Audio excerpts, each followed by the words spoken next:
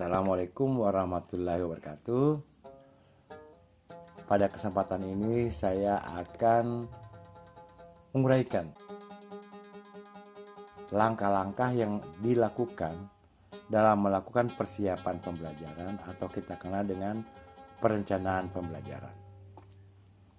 Pada perencanaan pembelajaran saya mengikuti kurikulum Merdeka Mengajar, di mana tahapan awal yang harus kita lakukan adalah melakukan analisis capaian pembelajaran.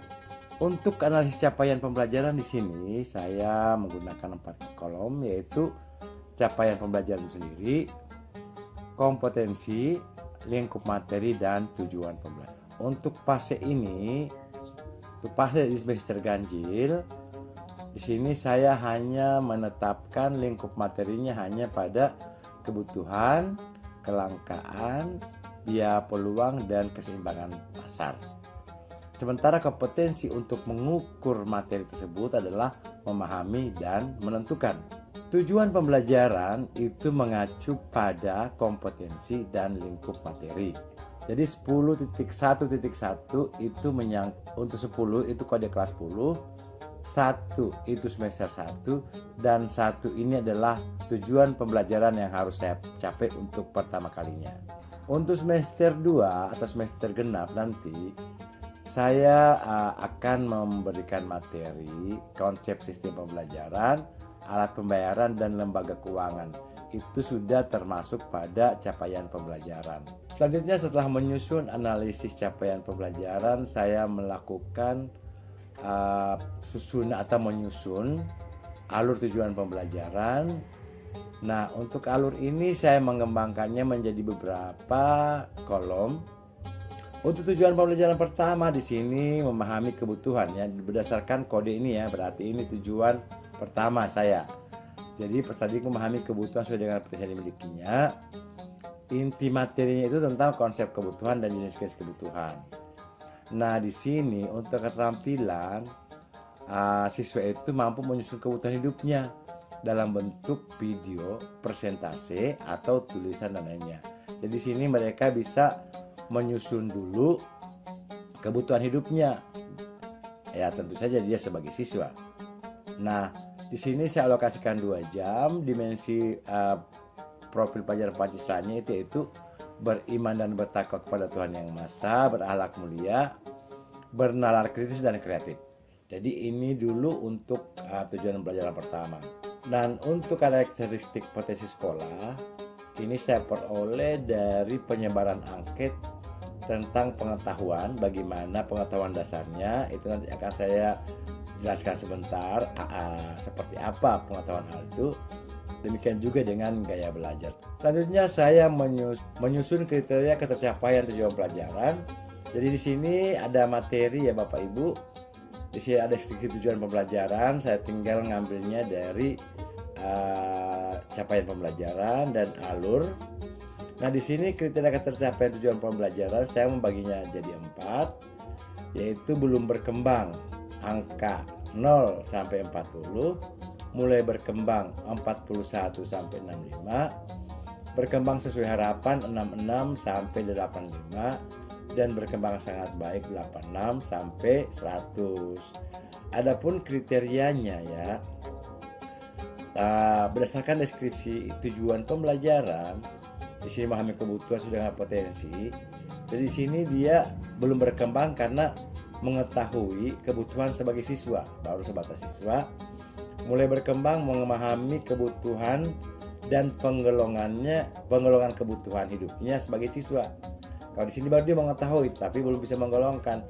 Nah, mulai berkembang dia sudah mampu menggolongkannya.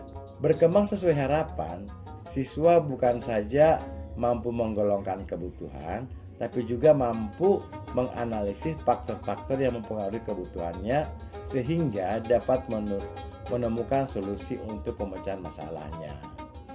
Nah, kalau dia sudah berkembang sangat baik, siswa bukan saja mampu memahami penggolongan kebutuhan, faktor-faktor yang mempengaruhi kebutuhan, solusinya, tetapi juga dapat menerapkannya dalam kehidupan sehari-hari. Untuk penilaian, saya melakukan ketuntasan tujuan pembelajaran itu menyusun tentang rubrik penilaian laporan. Di sini saya menyusunnya berdasarkan tujuan pembelajaran. Nah, ini adalah untuk laporan rubrik penilaian laporan siswa. Misalnya laporan diskusi, laporan penelitian, dan lain sebagainya. Nah, kebetulan untuk memahami kebutuhan ini, tujuan pembelajaran yang pertama ini saya mintakan siswa untuk menyusun laporan hasil diskusi. Maka penilaian yang saya lakukan adalah seperti ini, ada beberapa aspek. Sampulnya, isi laporan, dan penulisan tanda baca. Di sini juga ada kriteria tujuan pembelajaran, ketercapaiannya adalah baru berkembang. Artinya untuk sampul ya Bapak Ibu, tampilan sampul hanya menuliskan judul laporan dan nama penyusun. Nah, kalau dia udah pada kategori layak atau 41 sampai 65, sampul laporan berisi judul, penyusun, alamat sekolah, dan tahun. Nah, kalau dia udah kategori cakep 66 sampai 85, sampul laporan berisi logo sekolah, logo Tucuri Handayani, judul laporan, penyusun, alamat sekolah, dan tahun pembuatan, serta dibuat dengan aplikasi komputer. Terus untuk yang mahir antara 86 sampai 100 itu udah selain dia menuliskan logo, tuturi sekolah, judul laporan, penyusun, alamat sekolah, tahun pembuatan, disertai dengan background yang menarik dan memanfaatkan beberapa aplikasi komputer.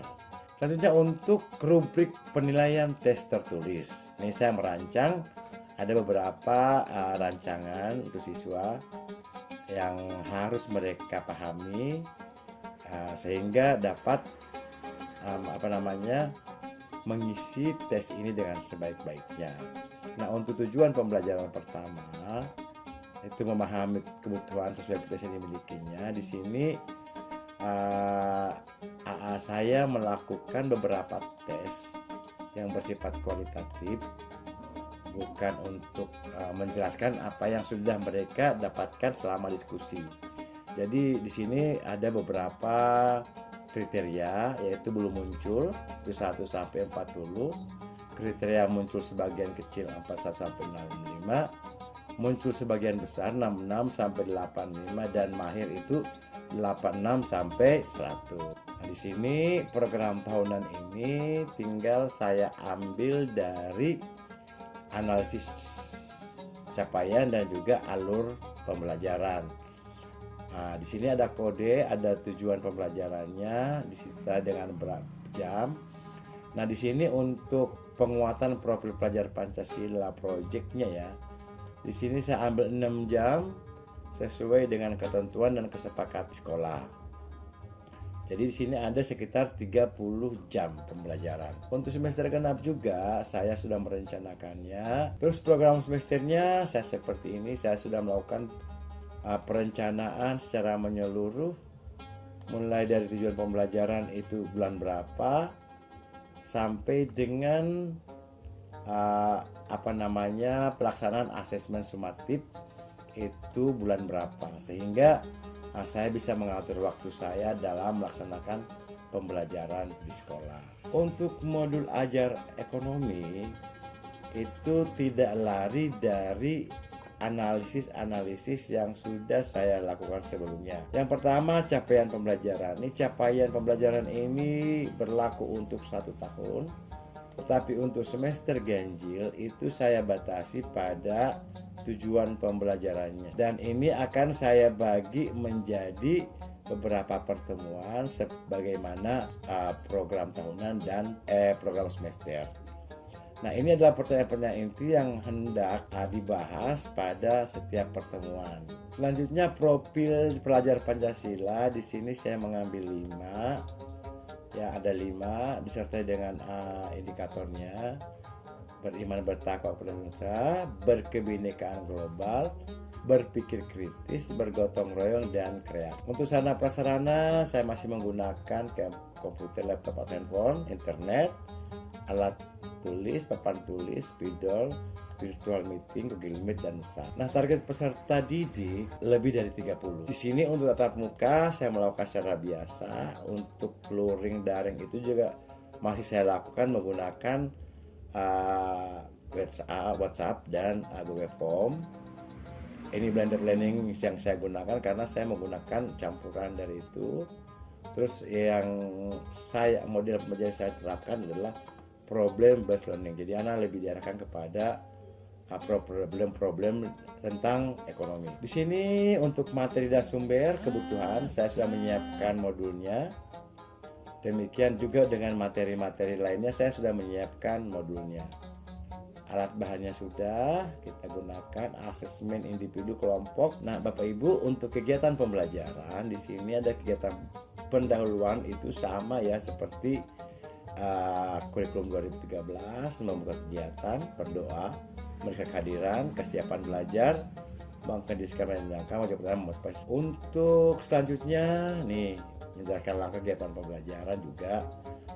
Nah, untuk diferensiasinya akan muncul selain pada kegiatan pendahuluan, juga pada kegiatan inti akan nampak diferensiasinya seperti guru membagi peserta didik 6 kelompok dengan anggota 5-6 orang dengan materi yang berbeda-beda. Jadi setiap kelompok itu memiliki gaya yang berbeda-beda. Artinya dalam satu kelompok ada siswa yang memiliki gaya belajar kinestetik, ada yang visual, ada yang audiovisual, ada yang gabungan keduanya atau gabungan ketiganya.